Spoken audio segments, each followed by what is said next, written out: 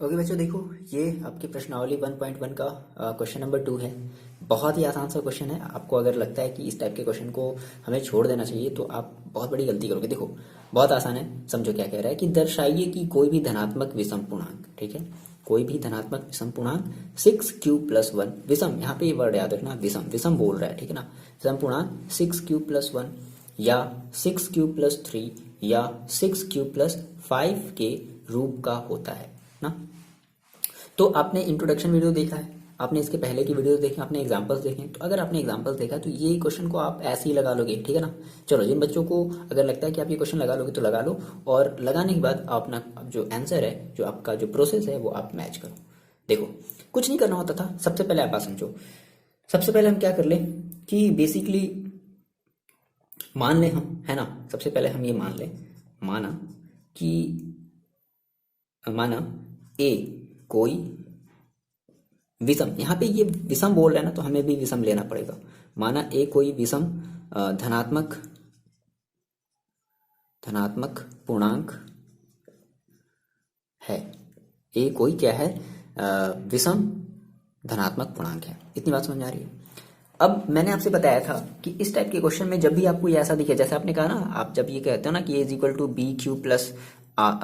BQ+R, ये कहते हो, तो देखो ये जो ऐसा कुछ दिख रहा है, ये कुछ ऐसे ही फॉर्म में तो दिख रहा है ना, है ना। तो आप ये कह सकते हो क्या कि मेरी जो यहाँ से जो B की वैल्यू होगी वो 6 होगी, मान सकते हैं ना। तो हमने कहा सर कि अगर मेरा कोई एक धनात्मक विषम पूर्णांक है, तब B इज इक्वल टू कितना हो गया, 6 हो गया।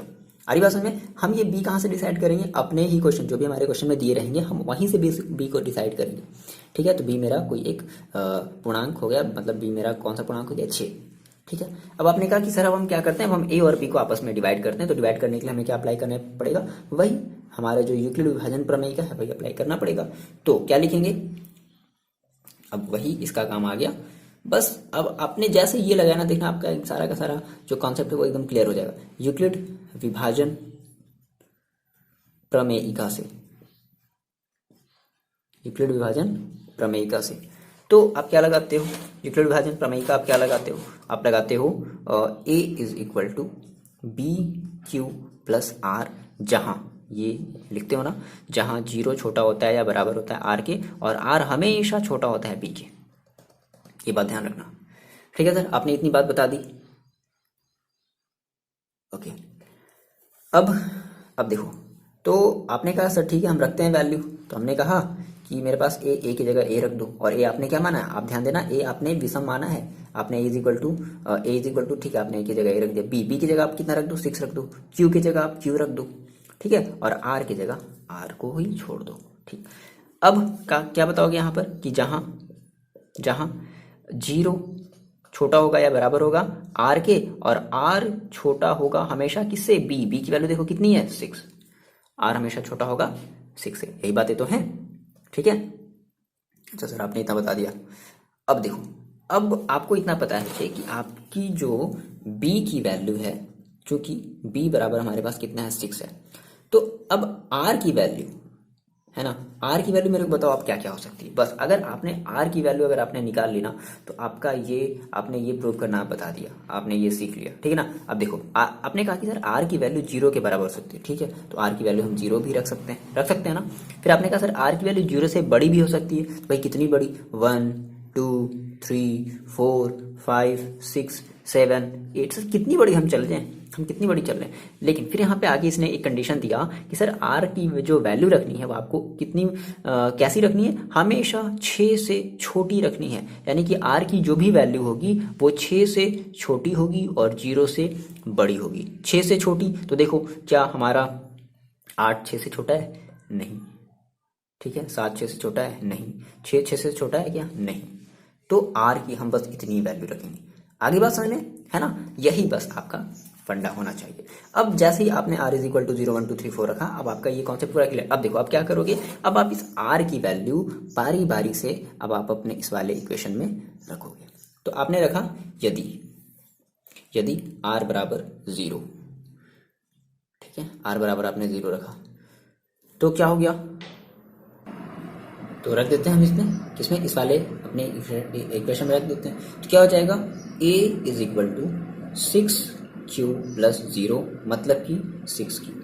तो ए की वैल्यू कितनी है 6 क्यू। अब आप मेरे को ये बताओ ये जो 6 क्यू है अब ये सम है कि विषम है। आपने सर कहा सर कैसे चेक किया जाए, तो आप इसको 2 से भाग दे करके देखो। आप इसको 2 से भाग दे करके देखो तो 6 क्या हो जाएगा, कट जाएगा ना। तो अगर 6 कट गया तो आपका वो नंबर क्या हो गया, यानी कि जो 6 क्यू है वो क्या हो गया, सम हो गया, है ना। लेकिन आपके क्वेश्चन में बोला था कि 6 क्यू नहीं आपको दिखाना, आपको दिखाना 6 क्यू प्लस 1 हमारा जो है वो एक विषम फॉर्म में। सही बात है, तो 6 क्यू तो हमारा सम फॉर्म में, हमें ये नहीं दिखाना। तो हम यहाँ पे ये बताएंगे क्योंकि हमारा जो 6 क्यू है ना, वो क्या है 6 क्यू जो है वो 2 से क्या है विभाजित, है ना, विभाजित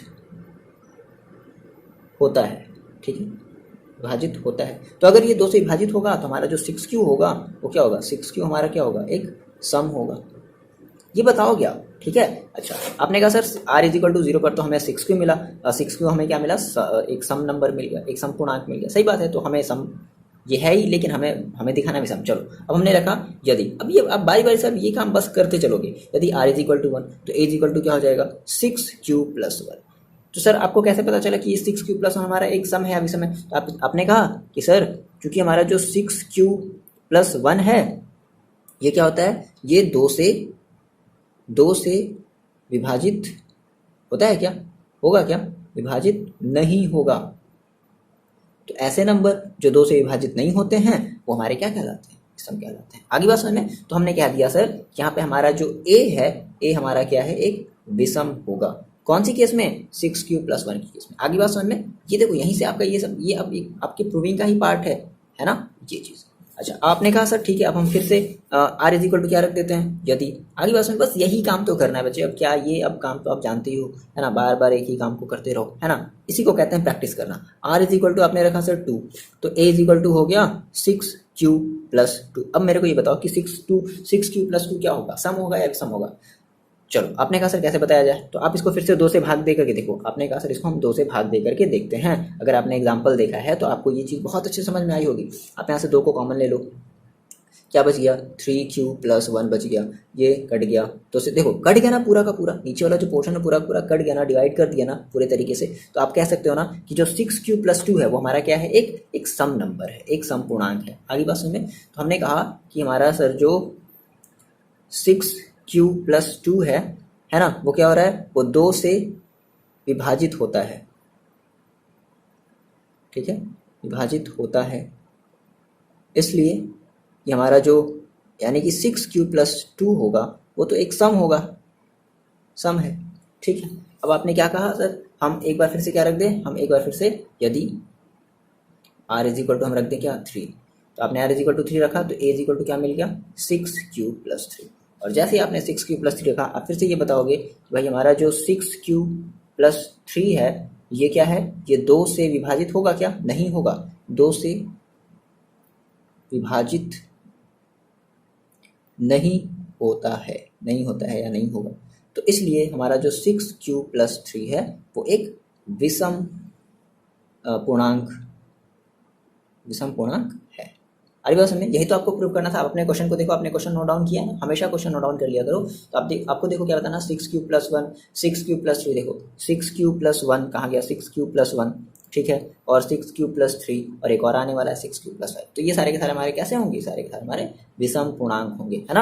अब आप एक और दिखा दो यदि, है ना। और आपको अब पता है कि आप अगर r इज इक्वल टू अगर सॉरी कितना 4 रखोगे तो 4 में तो आपको क्या मिलने वाला है, सम मिलने वाला है 6 क्यू प्लस 4, है ना। तो आप क्या रख दो डायरेक्टली, यदि r बराबर 5 तो क्या मिल जाएगा, a is equal to 6 q plus 5, है ना। अब आप ये बताओगे क्योंकि 6 क्यू प्लस 5 जो है, 6 क्यू प्लस 5 जो है वो 2 से विभाजित नहीं होता है।